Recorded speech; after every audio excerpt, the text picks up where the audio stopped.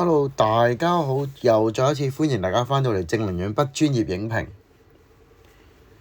繼之前嘅風林火山，仲有阿龍同埋嚟緊年尾嘅尋秦記之外呢，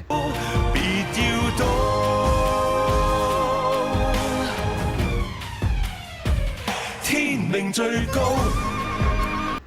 最近呢，又一套都市傳說終於同大家見面啦！呢一套就係金童啦。喺芸芸港產片都市傳說之中呢，金童的確係一部近代香港影壇裏邊顯得最特殊嘅作品。由籌備之後足足耗時6年嘅等待期間，因為疫情以及資金不足同內部評價問題屢次延期，甚至一度陷入停滯。主演張繼聰喺訪談裏邊亦都坦言，拍攝之後因為資金嘅斷裂，連後期製作費用都唔夠，最終冇得唔自己揞6位數字嘅資金出嚟完成呢一套嘅電影作品。觀眾久聞其名，但係始終就未真正見到作品出世。所以我頭先就話，直至去到今年繼《風林火山》同埋阿龍之後，同埋嚟緊年尾嘅《尋秦記》各種上映之前呢，香港嘅觀眾呢，終於喺大銀幕上面見證到呢一部拳擊電影嘅誕生啦！咁樣嘅等待唔單止係對張繼聰6年心血嘅考驗，亦都係對香港電影工業人性嘅見證。係成個過程真係好痛苦，即係中間呢5年係遇到無數咁多個問題，直情係近乎上唔到嘅套戲。我自己都放開咗，即係覺得冇啊，即係個天算對我不薄啊！即係我想拍到咁嘅，我真係拍到啊！付出咗咁多嘢先拍到套戲，咁所以就死就死啦！即係背住呢個精神。當金童終於亮相銀幕嘅時候，我自己覺得佢所承載嘅唔止係娛樂，更加係一種文化符號。喺困境之中仍然堅持完成嘅作品，究竟為港產片帶嚟有乜嘢新嘅意義呢？亦都同時對唔對得住呢6年嘅等待呢？我哋今日就一齊睇下呢一套嘅金童啦！喂，攬定你哋嘅零食，斟定你哋嘅汽水，準備好未？我哋又一齊睇戲啦！歡迎你哋返到嚟正能量不專業影評。又係我唔係姓陳，亦都冇江湖味嘅浩南哥啊！電影開場之前都有預告啦，喂，不如俾少少時間我同你哋講少少嘢啊！我呢個 channel 呢就好任性嘅，基本上就針對住一啲我中意嘅電影，特別係一啲嘅亞洲電影，例如香港、台灣、日本、韓國等等嘅電影，做一啲嘅不專業影評。喂，如果你覺得我呢一條影評啱聽又啱你心水嘅話，不如嗱聲俾個 like， 再撳埋個 subscribe。記得響埋個鐘仔，咁你下個禮拜就可以搶先睇。更加唔介意嘅話，喺樓下留言區留個 comment 俾我越嚟越進步啊！如果咁唔好彩，你覺得我嘅影評唔啱聽、唔啱你心水嘅話，撳翻上一頁離開得㗎啦，唔使屌㗎。不過如果你要屌嘅話，你隨便屌啦，唔怕你係 hater，最怕你係一個鳩噏爬啫。嗱，咁不過循例咧都要講聲嘅，我嘅影評咧唔多唔少咧都會有啲劇透嘅。如果你唔想俾人劇透嘅話咧，建議你去睇咗套戲先返嚟聽我嘅影評，咁就萬無一失啦。我條影評咧就一定喺度等你嘅，但係你想睇嗰套戲咧，可能隔幾日咧就落咗話同你講拜拜㗎啦。所以建議你睇咗套戲先返嚟聽我嘅影評啦。如果你怕俾人劇透嘅話，好，事不宜遲啦，都係唔好聽我廢噏咁多啦，我哋即刻進入影評嘅部分啦。金童嘅故事係講述喺10年前嘅拳擊界，由張繼聰飾演嘅張力獲獎無數，係公認嘅明日之星 Golden Boy， 但係因為少不更事喺一次爭執之中意外殺人，之後被判誤殺入獄。10年之後，34歲嘅張力刑滿出獄，遇上佢從未見面嘅親生仔由劉浩南飾演嘅方圓。為咗得到方圓母親嘅遺產，張力需要同方圓一齊生活18個月。你真係我爸爸？如膠包換，冇聽啲外人中傷爸爸。媽媽話過，人生其實係一場相遇。面對生活困境同新任父親嘅壓力，張力喺生活發生一連串改變，同埋喺父子之間嘅矛盾同和解之中，逐漸揾到自己嘅使命，決意克服年齡同埋傷病嘅挫折。喺教練由曾志偉飾演嘅周耀山嘅鼓勵之下，張力再次重拾拳擊夢想，並且成為兒子嘅榜樣，再次成為擂台上面嘅 Golden Boy。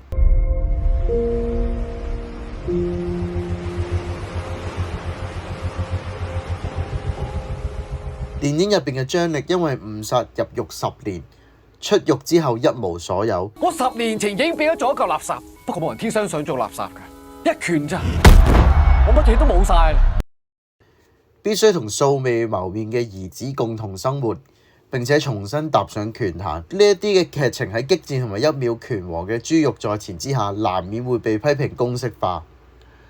但係導演陳維冠並未追求過度野心嘅劇本，而且選擇以公正有條理嘅方式敘事，亦都避免過度煽情嘅對白。呢一種嘅定位令到電影喺公式化嘅外殼之下，仍然展現到真摯嘅情感。影片嘅敘事節奏並唔急促，而且透過角色嘅沉默同細微動作，逐漸累積情感張力。每個橋段都相當着地，從父子相處嘅尷尬到拳館裏邊嘅孤獨喘息，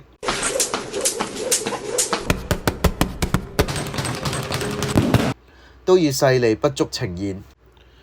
金童作為一部籌備7-8年、張繼聰嘔心瀝血嘅作品，戲中嘅張繼聰飾演一位拳壇明日之星，因為嚴重犯錯入獄，出獄之後原本打算渾渾噩噩咁樣過去剩下嘅人生，但係偏偏一個突如其來、由已故女友遺下嘅親生兒子改變咗佢一生。最初為咗遺產而接近，但係後來俾兒子嘅純真所感化。嗰份笨拙但係真摯嘅父愛逐漸萌芽。肥仔又係你啊！肯定係你恰我仔先啦。除咗媽媽，你係第一個為我出頭嘅人。當動咗真情，但發現即將失去，迫使佢用拳頭向兒子證明自己嘅決心。喺呢個框架發展之下，正正展現咗電影絕非只係有拳賽官能嘅刺激，而係一個關於救贖、責任同傳承嘅故事。只要活着，就要以最好嘅方式活下去。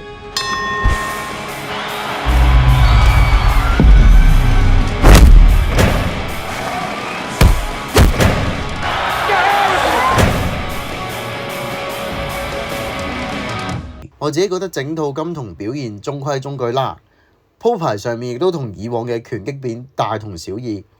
重拾練習嘅理由、決心出戰嘅動機，雖然係有啲老土，但係至少交代得合情合理。而大家最關注一定係阿聰嗰副身形，基本上佢可以冠上美指鹹頭，成功將全片最重要嘅一件道具製造得美輪美奐，既讓觀眾睇得賞心悅目，亦都令大家投入當中。相信阿聰當刻係一個拳手，就可以撐到最後。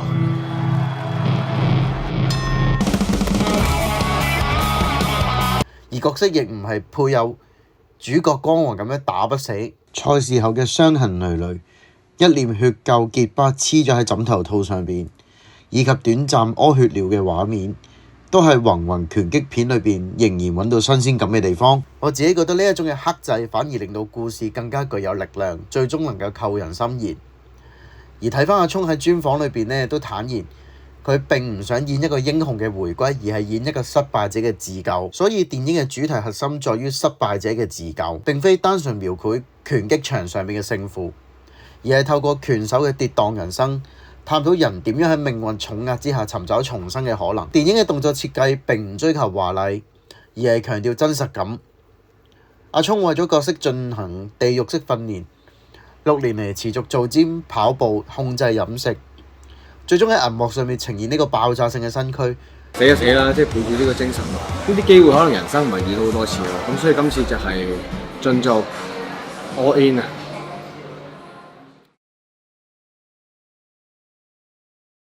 觀眾都可以清楚睇到演員苦練嘅成果。我自己覺得嗰種震撼係絕不遜色喺激戰裏邊張家輝嘅體型，甚至更加具有衝擊力。呢種身材嘅轉變唔只係演技嘅一部分，更加係一種生命嘅投入。而導演喺訪談裏邊都曾經指出，佢希望拳擊場面能夠呈現真實嘅痛感，而唔係僅僅只係娛樂嘅效果。於是拳擊設計強調汗水、喘息同埋肉身嘅碰撞，令到觀眾每一次出拳同倒地之間都感受到角色嘅掙扎同埋意志。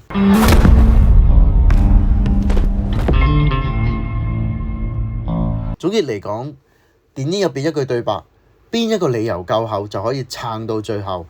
邊個理由夠厚，就可以撐到最後。呢個正正都係阿聰嘅自身經歷去完美詮釋，不在乎一時嘅閒言閒語，而係專注於自己嘅目標，用汗水同堅持去贏得尊重。每日堅持做一件事咧係好難嘅，當中講緊係你人同自己嗰種交戰咧，嗰種惰性。所以電影《金童》唔只係張力嘅重生故事，亦都係張繼聰個人嘅強烈投射。我相信大家都知道啦，阿聰嘅另一半就係阿 K 謝安琪啦。阿 K 喺樂壇上面嘅地位好快係升到上去天后級嘅地位，所以近呢幾年好多人都批評佢哋兩夫妻嘅地位非常之懸殊，甚至用一啲好唔好聽嘅説話嚟形容阿聰同埋阿 K 嘅關係，同時漠視咗阿聰喺演藝界上面嘅努力。若愛上你怎麼多，夢你迷人笑我。所以我自己覺得咧，金童咧唔只係張力嘅重生故事，而係更加係阿聰自己嘅強烈投射。呢一份由戲內延續到戲外嘅強烈連結，令到整部電影更加具有說服力同感染力。好啦，今日嘅時間差唔多啦。今次金童喺正能量不專業影評裏邊得到嘅星星推薦值係有，而截至到今日2025年12月19號，金童喺香港嘅累積票房除咗已經累積到800萬之外呢，佢喺 IMDB 網絡電影資料庫嘅評分呢都唔低嘅喎，係有。